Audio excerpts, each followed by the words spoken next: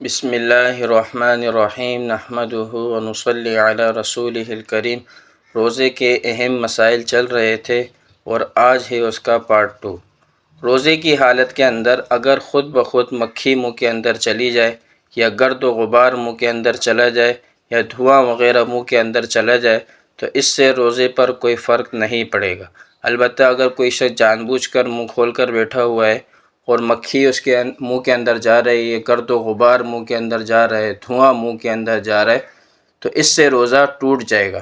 اسی طرح اگر سحری میں کچھ کھایا اور اس گوشت کا ریشہ دانتوں میں پھنس گیا یا چھالیے کا ٹکڑا تھا وہ دانتوں کے اندر پھنس گیا اور منہ میں خلال کر کے نکالنے کی کوشش کی اور وہ پیٹ کے اندر چلا گیا تو دیکھا جائے گا کہ وہ چنے کے دانے کے برابر ہے یا اس سے چھوٹا ہے یا اس سے زیادہ ہے۔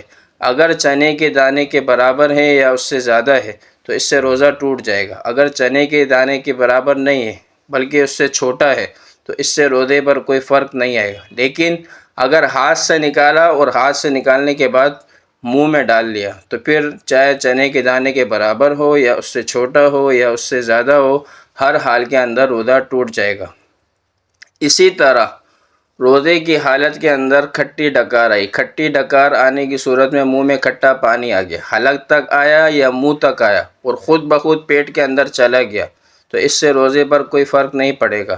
البتہ اگر منہ میں آنے کے بعد جان بوجھ کر پیٹ کے اندر اتار لیا اور کچھ کھانا وغیرہ بھی تھا تو اس سے روزہ ٹوٹ جائے گا۔ جزاک اللہ خیرہ۔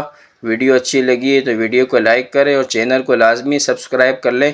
انشاءاللہ اسی طرح جو ہے آپ کو روزے کے مسائل کے حوالے سے اور دیگر مسائل کے حوالے سے اس چینل پر آپ کو ویڈیوز ملتی رہیں گی۔